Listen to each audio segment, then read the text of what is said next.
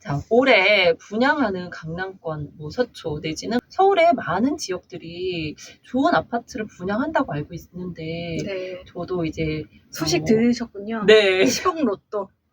하고 싶어요. 네, 어떻게 네. 하면 되는지. 제일 먼저 뭐를 해야 되나요? 이 조건이 네. 있는 것 같던데. 강남 분양 받는 네. 꿀팁 네. 알려드리겠습니다. 네. 먼저 강남 같은 경우에는요, 투기가해지고, 그러니까 청약에 제한 조건이 있어요. 그래서 여러분 잘 들으셔야 됩니다. 먼저 서울 거주를 2년 이상 해야 돼요. 입주자 모집 공고 전부터 2년 이상 이제 거주를 해야 되고요. 네. 가장 청약에 중요한 건 거주 조건이 맞아야 되고요. 두 번째로는요, 무주택자 또는 1주택자만 가능해요. 네. 그리고 세대주만 가능합니다. 그래서 세대주는 집안에 한 명이기 때문에 한 사람만 가능하다라고 보시면 되겠고요. 그리고 청약 통장은 24개월 동안 들어야 됩니다. 금액은 상관없는 거. 여기서 예치금이 중요한데요. 네. 예치금은 그 거주 조건하고 그 다음에 타입별로 이제 금액이 또 예치가 되어 있어야 돼요.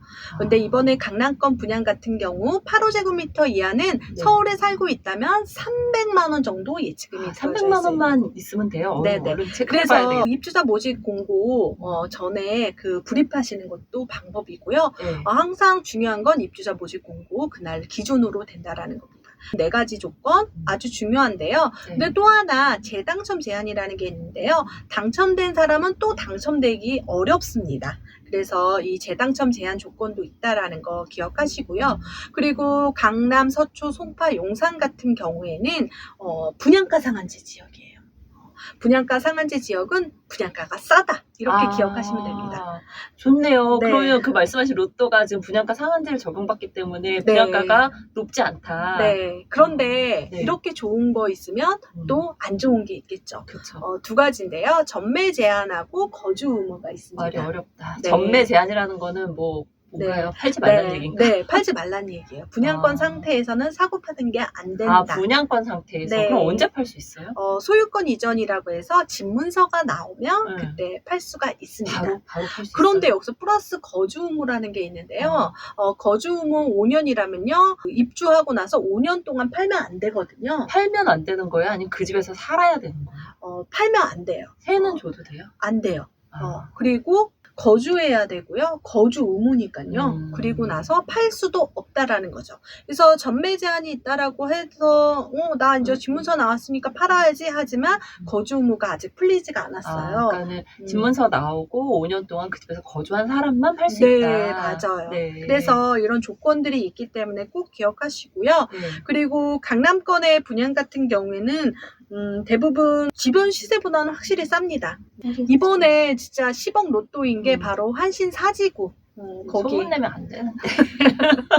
거기 일반 분양이 162세대로요. 43 타입이 49세대, 49 타입이 107세대, 59 타입이 6세대가 분양을 합니다. 6세대면 경쟁률이 엄청나겠네요. 네, 그래서 여기서 보면은 나 가점 높은데 어떡하나 여러분 걱정하지 마세요. 이번에 또 법이 바뀌어서 추첨제라고 있습니다. 가점제로 40% 뽑고요, 추첨제로 60%를 뽑거든요. 이 추첨제라는 건 가점에 상관없이 당첨이 될 수 있기 때문에 조건이 되시는 분이라면 무조건 청약을 하면 좋은데 네. 여기서 이제 잔금 계획을 세워야 되잖아요. 세주면 안 되니까. 네. 여기서 자금 계획이 있어야 되는데 이제 네. 레오님이 이제 들어오셔야 돼요. 대출을 생각할 때. 사구 타입 같은 경우에는 뭐 평당 6천만 원대를 분양한다면 11억에서 13억 정도 분양을 하고요. 계약금을 한 10% 잡으면 1억 2천만 원 정도 있어야 됩니다. 여기서 중도금 대출은 50%는요. 묻지도 말고 따지도 말고 다 나와요. 신용 등급이 조금 문제가 있는 사람만 안 나오고 50%는 대출이 나오고요. 나머지 40%가 이제 잔금으로 되는데 여기서 레오님께 또 질문을 해야 돼요. 잔금 네. 대출 같은 경우는 DSR 적용도 되고 그러니까 맞아요. 이런 경우에는 어떻게 대출이 나올까요? 일단 중도금 대출 같은 경우는 DSR 보지 않기 때문에 말씀하신 대로 신용 플러스 보증서 그 2개만 충족이 되면 문제가 없이 나오는데 잔금 대출 같은 경우는 소득이 있어요. 소득이요? 네, 뭐 LTV야 뭐 집값이 있으니까 충분히 다 커버가 되는데 소득이 문제가 되는 거예요. 거예요. 그래서 네. 어느 정도 소득이 있는 분들이 대출을 받을 수 있다라고 생각을 하셔야 되고요. 나 지금 궁금한 게 갑자기 생겼는데 그 거주 의무가 입주하자부터 5년이에요? 아니면 네. 세줬다가 안 돼요. 안 돼요? 입주하자마자 그 거주 의무 아파트는 그냥 생각할 때 전월세 금지 아파트라고 생각하면 이해가 쉽습니다. 그러면 무조건 내가 뭐 대출을 받든 뭐 주변에 꾸든 내 네. 돈으로 하든 잔금을 치고 입주를 하셔야 되는 거네요. 네네, 맞습니다.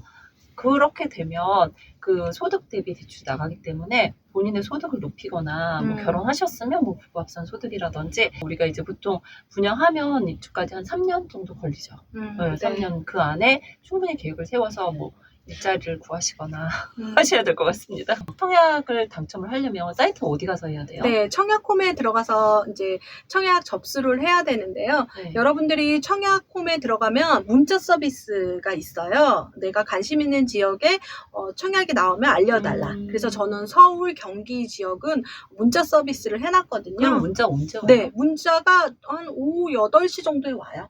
오늘부터 분양한다 뭐 이렇게? 네, 분양 입주자 모집 공고 나오면 그날 문자가 와요. 그래서 여러분 놓치지 않고 청약을 꼭 하셔서 네. 당첨되셨으면 좋겠습니다.